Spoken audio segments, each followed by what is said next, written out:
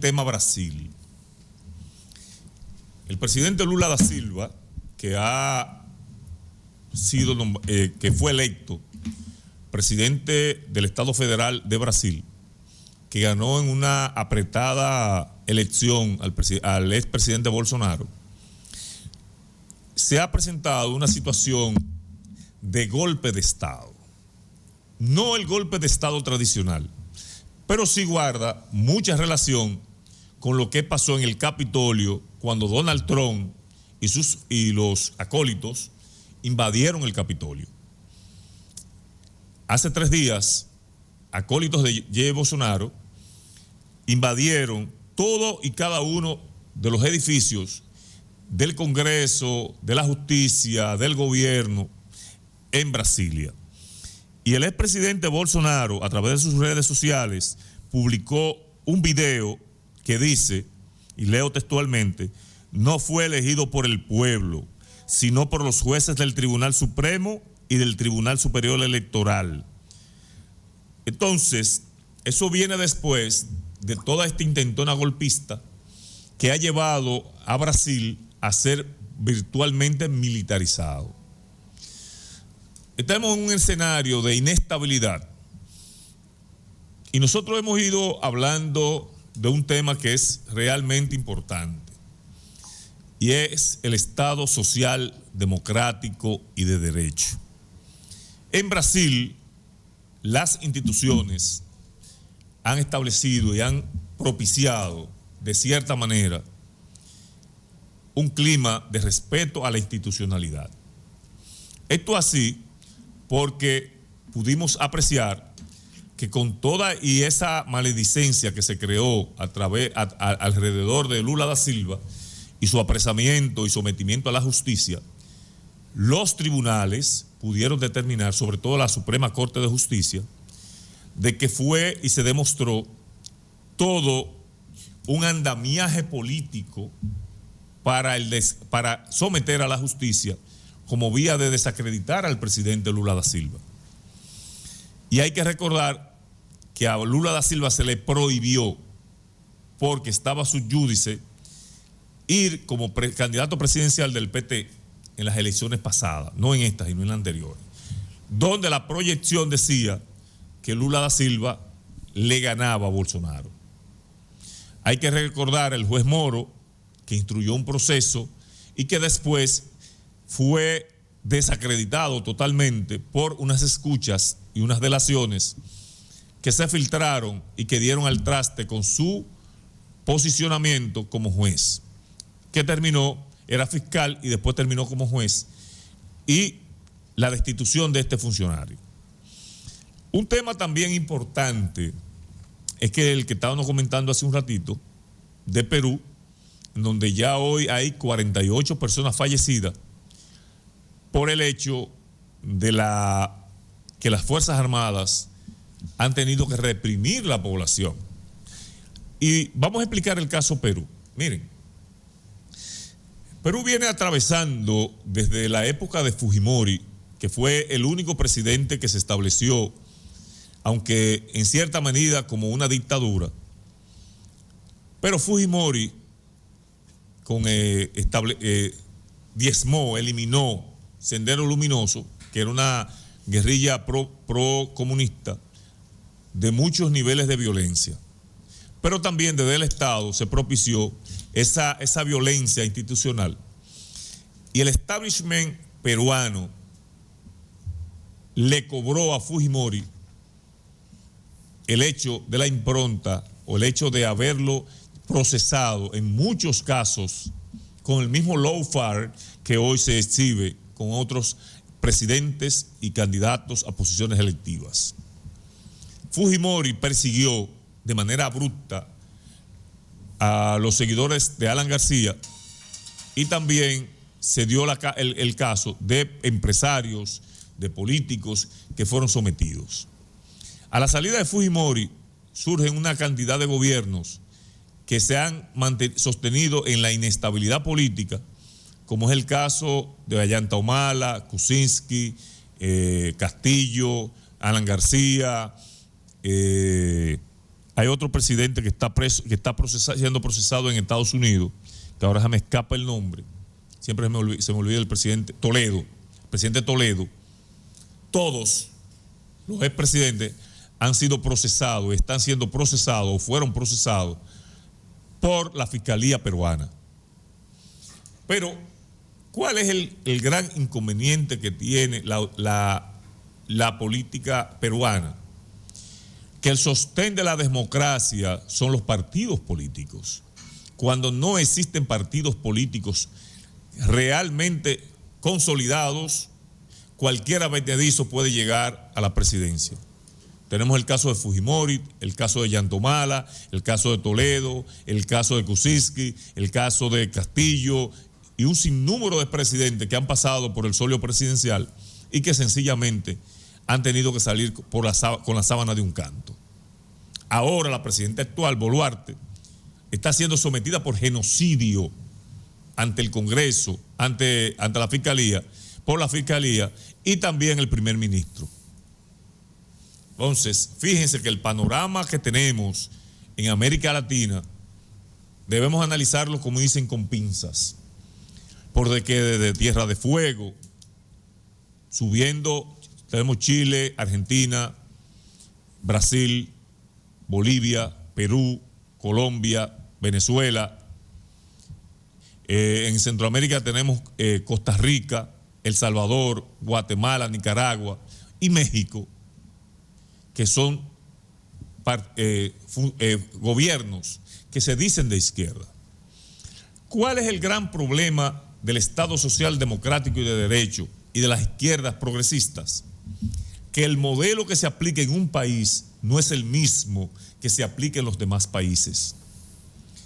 El modelo más exitoso que ha habido es el boliviano, increíblemente sustentado y dirigido por un indio aymara con un sexto de primaria, pero que tiene claro los principios y los valores que sustentan su estructura social.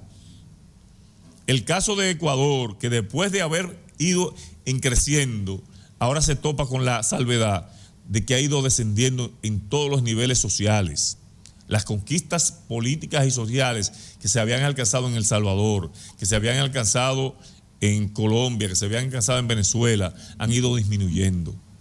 Precisamente por esa presión que han venido ejerciendo los Estados Unidos hacia los regímenes de izquierda. Hay que recordar la destitución de Mel Zelaya. Hay que recordar la destitución de Evo Morales, que ganó las elecciones. Hay que recordar el lawfare de Cristina Fernández de Kirchner y la imposición de Macri en Argentina. Hay que recordar el magnicidio que se intentó contra Cristina Fernández de Kirchner. Hay que recordar ahora mismo el caso de Brasil, con este trato de golpe de Estado y la insensatez del presidente Bolsonaro. Pero vámonos al norte. ¿Qué ha pasado en Estados Unidos? Hace apenas unos días se presentó la votación para el speakers del Congreso norteamericano. Resulta que tuvieron que hacer 16 elecciones. Y el presidente Trump tuvo que llamar a 20 congresistas para negociar su adhesión al mismo Partido Republicano para ganar la presidencia de la Cámara. ¿Y cuál es la impronta que ha traído eso? Atención, Pizarra, que esto es grave, que se va a dar en los Estados Unidos.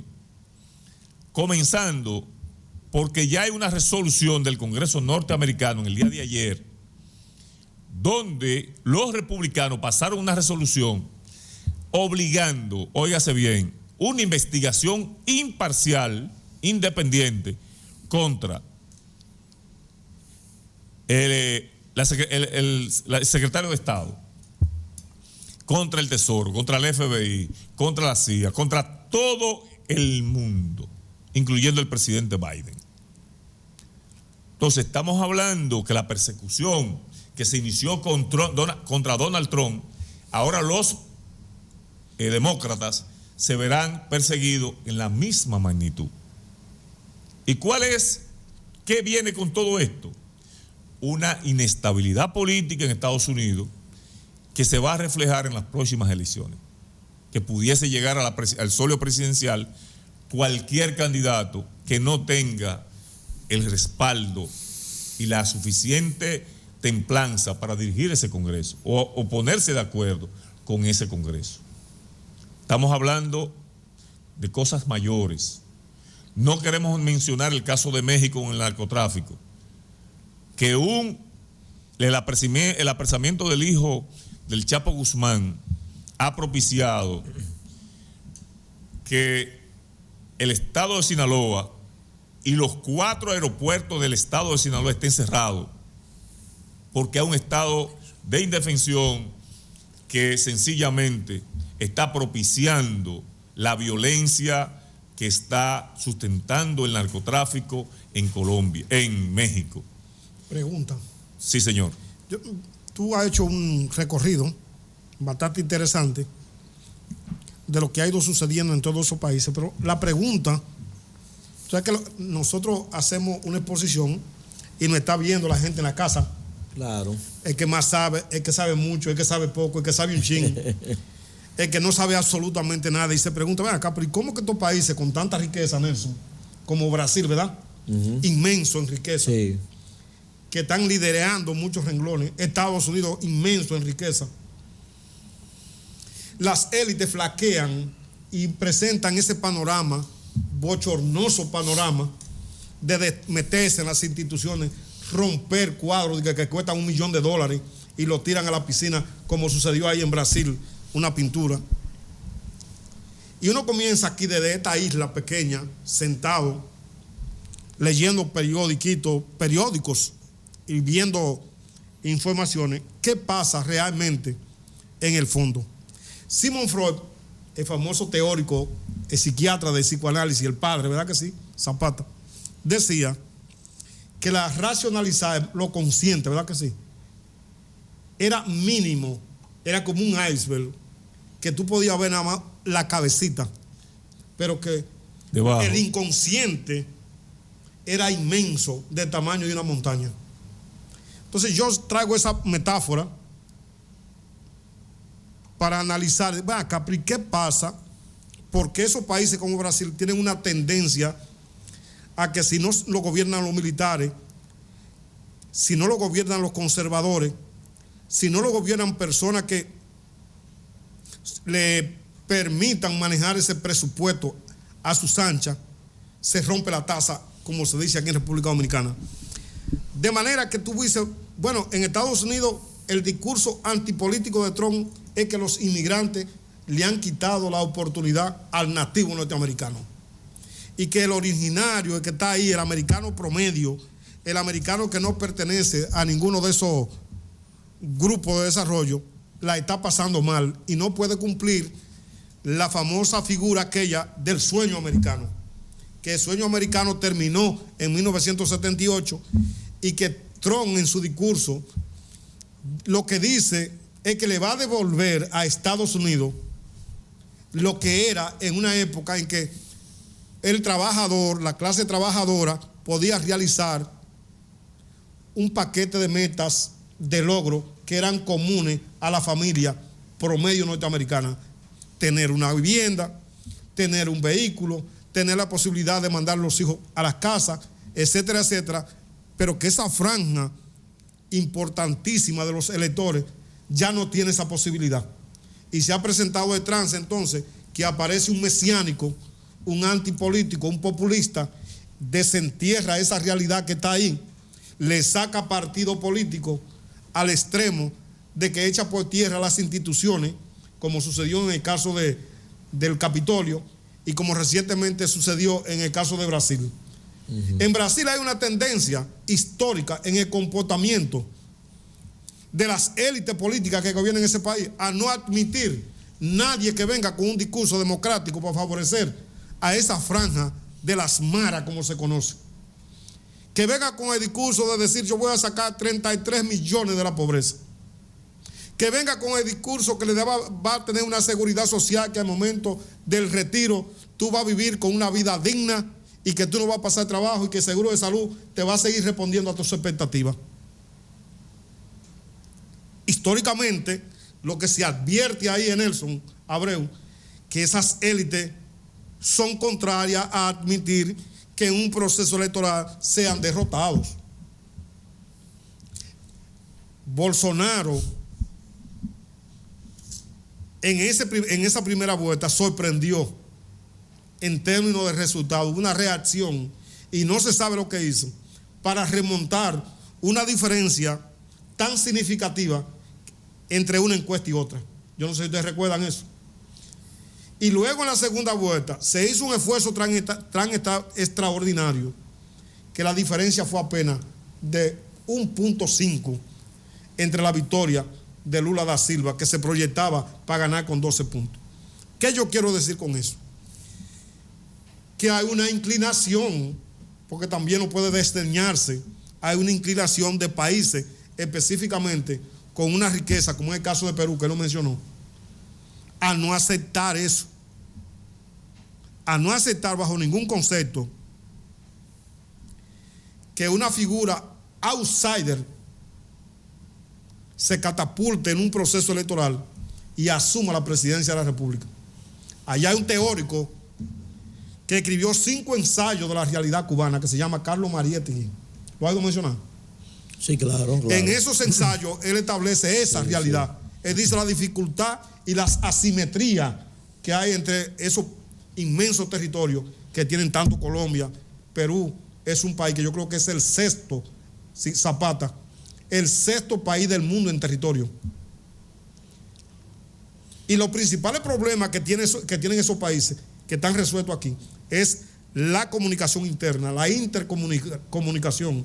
Para tú ir en Perú de un departamento a otro, para tú ir al Cusco, de Lima al Cusco, al departamento del Cusco, donde está la famosa ruina del Imperio Inca, ¿verdad que sí? Uh-huh. Tú tienes que tomar un avión. Dentro del mismo Perú. Dentro del mismo Perú. Uh-huh. Y uno de los discursos que más cala en los procesos electorales de Colombia es la promesa de lograr la intercomunicación interna de esas sociedades que están aisladas, al extremo que en la novela que escribe, esa novela que escribió recientemente sobre la muerte del presidente de Guatemala, que le escribió Tony Raful aquí en la República Dominicana, dice que todavía los indios tienen temores de verlo blanco a la cara, no lo ven a los ojos. Cuando están hablando con ellos, tienen la cabeza para abajo. Entonces, esas élites se la han ingeniado, se la han arreglado para mantener esas sociedades divididas, para hacer todo eso tipo de recursos, porque lo que Zapata decía en el caso peruano, ellos inventaron tú que eres el abogado, una figura legal en la Constitución que le llama la vacancia. Entonces el Congreso, que es el que tiene la autoridad para poner en marcha la vacancia, te está vigilando a ti como presidente. Y en menos de 10 años han 5 presidentes. Ahí yo me acuerdo de Kuczynski, KKK. Ahí yo me acuerdo de Alan García, que se dio un tiro. Ahí me acuerdo de Fujimori, que está preso. Toledo. Ahí me acuerdo de Toledo, que anda huyendo con un proceso legal y que está dando clases en los Estados Unidos, en una universidad. Han hecho todas las maniobras, recursos legales para extraditarlo. Entonces tú dices, bueno, acá, ¿qué pasa ahí? Es un comportamiento de unos países que se han dado una constitución y que consignan que son libremente democráticos, que los presidentes se van a elegir 4 años, pero cuando ven que se asoma alguien que no es afecto a esas élites, ellos reaccionan. ¿Qué es lo que está pasando en Perú? Que el análisis alternativo al que tú haces, el análisis sociológico al que tú haces. Tú sabes, ¿a quién le interesa que saquen 33 millones de pobres de la pobreza extrema, como sucedió en el primer gobierno de Lula? A las élites no le interesa. Sí, pero mira, mientras Bolsonaro miraba el pensamiento de Donald Trump, Lula lo que mira es el BRICS, sí, que es un encuentro comercial entre la India, China, Rusia, Brasil, etcétera, etcétera, y un complot, un plan para desarticular el dólar, crear una moneda paralela, y todos esos fantasmas hacen así, asoman y ponen nerviosos a quienes tienen esos recursos durante 200 años y tienen esa propiedad y tienen esos activos depositados. Dicen, no, pero este hombre representa un peligro, no puede llegar de ninguna manera. No, pero mira, eso que tú afirmas es tan así que yo quiero hacer una pregunta, Nelson. En la mayoría de países de América Latina, yo quisiera saber, a excepción creo que de México, ¿cuál país ha sido gobernado democráticamente por más tiempo? Donde los liberales han gobernado. ¿Tú sabías que de 178 años que tenemos como república, solamente 18 años hemos sido gobernados por liberales? El resto ha sido dictadura o gobiernos conservadores, enteramente conservadores. ¿Qué significa eso? Que a las élites sociales, hay un dicho que en la época de Balaguer, los que estamos pasados meridianos nos recordaremos, que a Balaguer no le interesaba la educación, siendo un educador.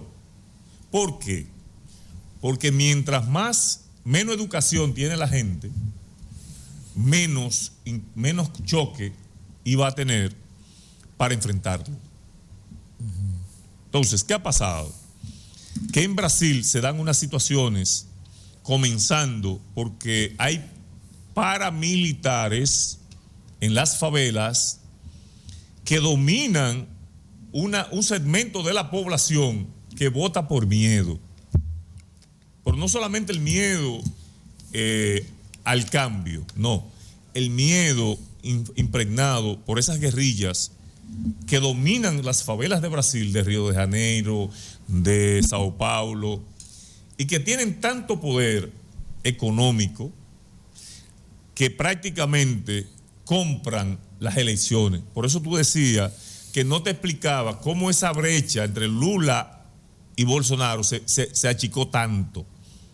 Porque en esas favelas, los narcotraficantes, los paramilitares, son los que determinan por quién votar, cómo votar y a quién van a favorecer, dependiendo la inclinación política que en el momento a ellos le convenga. ¿Quién me persigue? ¿Quién no me persigue? Lo mismo está sucediendo en Estados Unidos.